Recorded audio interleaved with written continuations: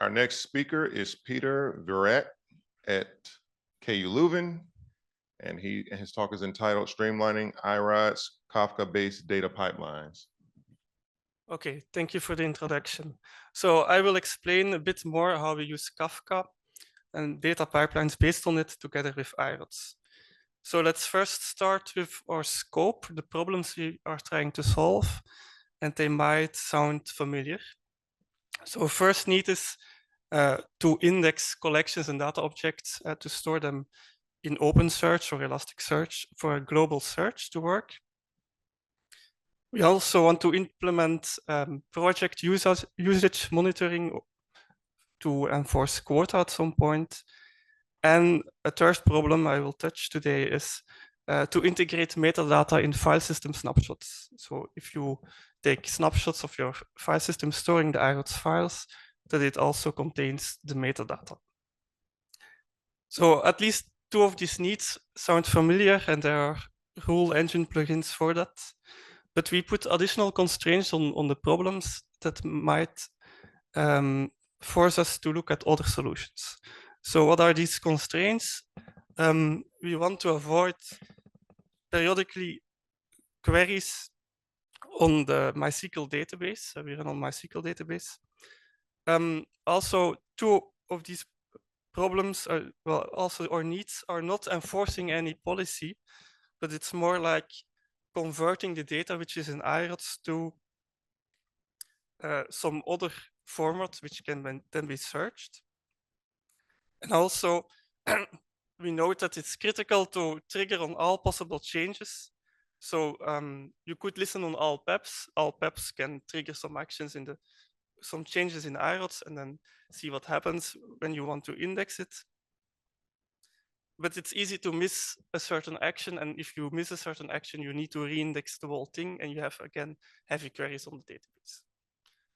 So the idea is not to use the iRODS rule engine plugins already available, but instead listen on the changes that happen in the iRODS catalog itself. So the iRODS catalog, I really mean the database, so where the contents are. In our case, it's MySQL, but everything which I will tell today can also apply to Postgres databases or Oracle databases. It's just a matter of configuration. And we will use the Bayesium to capture the row-by-row changes in the database. And these changes then are stored in Apache Kafka, and we start from there on, build our data pipeline. So what is Apache Kafka? It's basically a key value store, a smart key value store, which also can scale up to millions of objects. So it has the concept of topics, and each topic is in fact a key value store, but each key can have multiple values. And the idea is you append new values if you want to write, or you want to update a value for a certain key, you just add an entry, a message for that key in the new value, and you keep the old one for some time, but after some time, you can also remove the old one. Of course, in the key value store, you can also remove a value for a key. And for this, we have a tombstone message, a null message, and you basically assign the tombstone message to a certain key to indicate that that key has been gone. So that's a topic. A topic is a key value store. A topic itself is split into different partitions. This is to speed up things. So if you have 10 different partitions, you can have 10 different workers, each working on one partition to speed up the pipeline in the next steps. And we use a hash of the key to determine where a message is stored. So a certain key is always stored in a certain partition. And then the idea is that your pipeline can consume a topic, can listen on new added values to see what are the changes that happened and act upon that. And for today's talk, we consider all our topics to be compacting, which means from time to time, we just remove old values for keys so that the size stays maintainable. Okay. How do we read the changes in the catalog? Well, we use the Bayesium connector. So how does this work technically? So you do an initial read of all entries in the database. So you know the initial state, the current state of all objects and collections. And then you start to be a slave of the database. It's really database replication. So you act as if you were to replicate the database, and you see in that sense the binary log coming by. So you see row by row changes coming in. That row in that table has been changed to those new values. And then the output of this is stored as topics in Kafka. So for example, collections, let's say you have a single iRODS zone. So what would this be? It's a key value store. The key is the collection ID. The value is then the collection name, the collection owner, and the creation timestamp and so on. And if you update the collection, if you rename it, you just get a new value for that same key. But actually there is more to it. So we have a number of iRODS zones. We have around 10 production zones at this moment, and this can grow in the future. And we collapse information about all iRODS zones into these 5 topics. So we have only 5 topics, 5 tables we are interested in. And this we do by taking not the collection ID as a key, but the combination of the database name and the collection ID as a key. So we track where the collection came from. So this is the overall scheme. So at the top, you have the MySQL databases, then you have the connector, the Debezium connector. This puts this in these topics, reflecting the state in the database. Then there is some magic going on here, which I will explain in the next slides. But you basically rework the topics into new topics that are sensible to read in applications. So you rework the information and you create new topics with information ready, for example, to send to OpenSearch. It's just the JSONs that you literally will send to OpenSearch or Elasticsearch.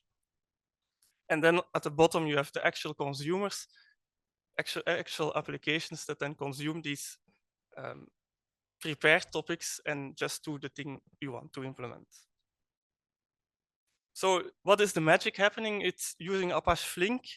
It's a data processor, which is very scalable. This is the point. It can take various inputs, among others, the Kafka topics we have prepared, but you have many more possibilities. It has a very rich SQL-like language to manipulate information in these topics, and I will show it a bit in the next slides. But it also has possibility to plug in, for example, Python processors that take information from a topic, convert it into something else, and push it back. And it can output again to Kafka topics in our case, or directly to OpenSearch if you want.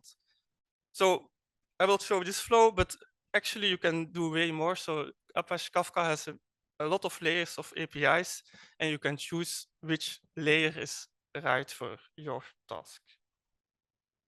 So this is the big scheme. So it's the purple box of the slides I showed before, but now in more detail. So at the top, you have the reconstructed tables in the iRODS databases, and then you do basically SQL. So you see 2 group by operations. So the first one is you collect metadata per object. So this is a topic where the key is the object ID, and the value is a list of all metadata triplets of that object. It's a composite field. You can do it in Flink, so that's easy. So you grip this information together, and then it's ready for the next steps. Also, access information we collect for a certain object ID, every user that can read the data, or every user that can own the data. Then we join this information. So you have, for collections, the basic information about the collection. You have the metadata. You have the ACLs. You just join them. You put that in an enriched topic.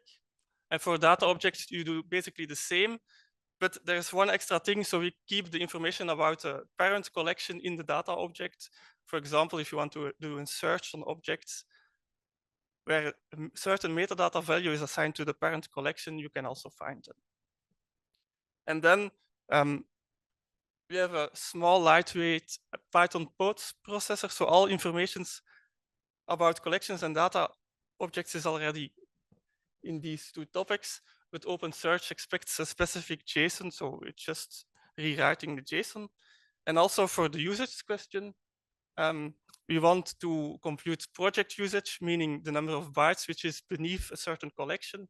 So it's also a certain group by SQL statement. So you basically have the object paths, you extract the top level tree path of it, that's the parent project, and you do a sum of bytes for all objects, a group by query. And at the bottom, again, the applications, which I will explain in a bit. So Flink SQL, it's really looking like SQL, it walks like SQL, it talks like SQL, but it's not quite SQL. So you see a show table statement. So you see the topics as if they were tables. You can do a describe statement or a select statement, and you will get the expected output. The only difference here is that you see here a refresh 1 second statement. It means that that screen will open and it will continuously update. Of course, users can create additional collections. It will just come in right away. So queries are long-standing jobs, basically. So also the conversions between the topics I described before are SQL statements that need to run for a long time. So you need to specify them. And also that is really an SQL statement with some wrapping. So the wrapping is specifying the job name, the number of threads you run it, but for the rest, it's basically SQL. You have an insert statement, and it's basically a join of 3 tables or topics. So that's easy. So I will now discuss the 3 applications we have. So the first one is OpenSearch index in OpenSearch. What are the benefits over the rule engine plugin which already exists? Well, for us, we have a number of zones, and this approach is uniform across all zones. So if we have a single index in OpenSearch, so that makes life easier. If you spin up a new zone, which can happen in 5 minutes, everything is already okay. In principle, we also don't have re-indexing, so we never have to re-index a certain collection because we have missed something. And it also does not put additional load on the iRODS server because everything happens outside of it. It's only slaving in the database, but that's basically a no-op. You don't feel it as a user. And to give an idea of the performance, we have about 5 million collections, about 200 million data objects, and the initial processing, so starting from scratch, took less than 19 hours. If we size the whole installation, the Flink server, the Apache servers, around the same size as the iRODS servers. But the point is, if you double the resources, double the amount of RAM, double the amount of cores, this time would just go by half. You divide it by 2. A second application is the usage, project usage, meaning bytes in a certain folder and all its children, regardless of the permissions. So we have a Kafka topic present. This continuously updates information about all projects and what is the current usage. And every second, we read the last message per project and we put it as metadata in iRODS so that, for example, a rule engine plugin could then see whether a project is over quota and block access. So this works quite well. The grouping per second is needed because if a user writes 100 files in 1 second, you only want 1 update and not 100. And the third application we use is we want to integrate metadata as file system extended attributes on our file system. So the goal is just to incorporate the iRODS metadata in our file system snapshots we already have. And it's not meant to replace the backup of the MySQL database we obviously also have in place, but it's for easy restores of partial amounts of data. Let's say that a user removed a collection and all his children, then we can recover the data from the snapshot, and we don't have to look at a MySQL dump, which might have happened at another timestamp. to recover that metadata for those files. It's already contained in the snapshot. So this works by consuming, again, the data enriched in the collection enriched topics. You have the metadata in there, you format it in some way as key value strings, and you put them as extended attributes on the file on disk, if that file exists. So this works well, but you have to put some additional logic into it, because the delay process, there is a certain delay to this process. So it's maybe 1 second, maybe 5 seconds, or if you, in case you have to restart the whole process, it can be longer. So there is some additional logic to account for, but it's doable. Okay. Then I want to discuss some next steps, and one application we are still looking at is gathering audit logs, so an audit pipeline.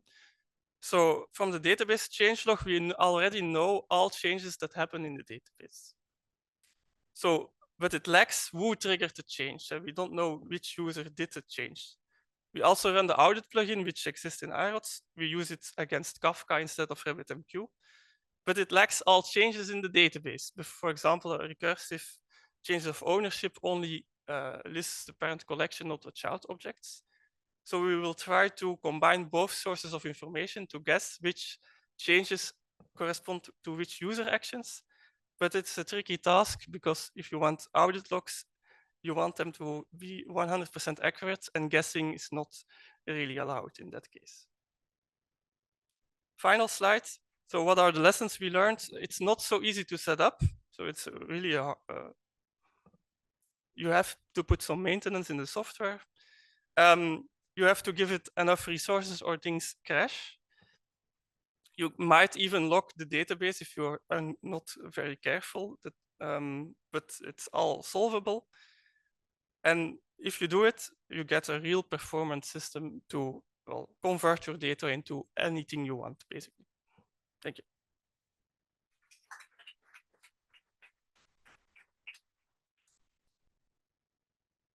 Do we have any questions?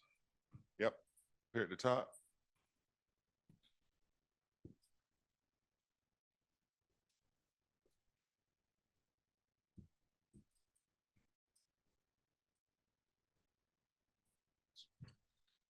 Hi, and thanks for the presentation.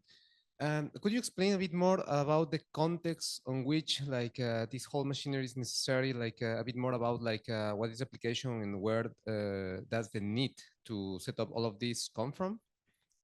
So it's mainly the number of operations that happen in iRODS.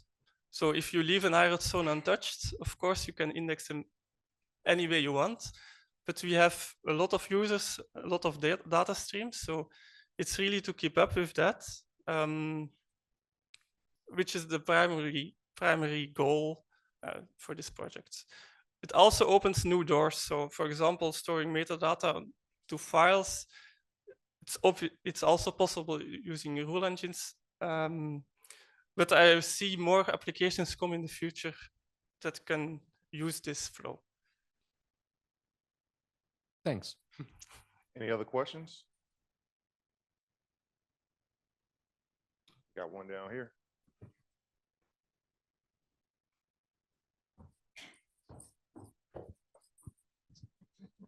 Hi. I was wondering on that point there about not so easy to set up, if you guys had any initial thoughts about how you might address that. Well, just not start in production with the system. That's a good lesson. Okay, thank you. I had a question myself. What was the learning curve? Where was the difficulty in learning Kafka? What, did you already know Kafka, or did you have to read some number of docs and run experiments to get up to speed or comfortable with it before you were? I think it's quite okay. You did the most work for setting up Kafka. Mm-hmm. It's a couple of months, basically. Well, from starting initial tests to convert it to something production ready, well, pre-production ready, let's say. And then we kept it running for a couple of months to see whether the results are as expected. And you Yeah. would say their documentation, Kafka's documentation is It's- fairly good for yeah. learning? Yeah. Okay. Yeah. All right.